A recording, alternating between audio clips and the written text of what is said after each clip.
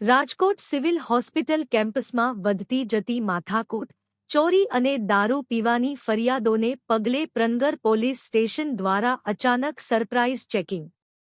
રોગી કલ્યાણ સમિતિના સભ્યોને સાથે રાખી પોલીસે હોસ્પિટલના ખૂણે-ખૂણા ફંફોસ્યા હતા. દર્દીઓની સુરક્ષા અને હોસ્પિટલની ગરિમા જળવાય તે હેતુથી શંકાસ્પદ શખ્સોની પૂછપરછ કરી કડક સૂચનાઓ આપવામાં આવી હતી.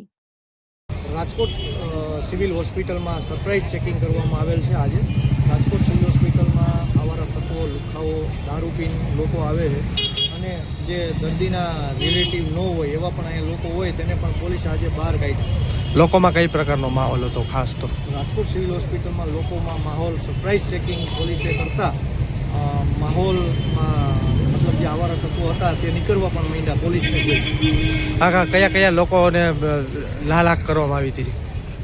લોકોને જે આવારો તત્વો જે અહીંયા લોકો બેઠા હતા તે પણ અહીં નીકળી ગયા અને પોલીસને સરપ્રાઇઝ ચેકિંગ કર્યું અને ગમે ત્યારે સરપ્રાઇઝ ચેકિંગ પાછું પ્રનગર પોલીસ સ્ટેશન પણ કરશે.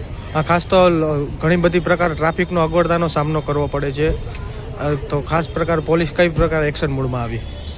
ટ્રાફિકની સમસ્યામાં મતલબ પોલીસ પણ પ્રનગર હેલ્પ કરે, મતલબ અમને કરે છે અને રાજકોટ સિક્યુરિટીને પણ અમે કહેવામાં આવ્યું છે કે અહીંયા રિક્ષાવાળા હોય એને એક સાઈડ જવા દે અથવા બારે કાઢે, કેમ કે 108 ઇમરજન્સીમાં આવતી હોય.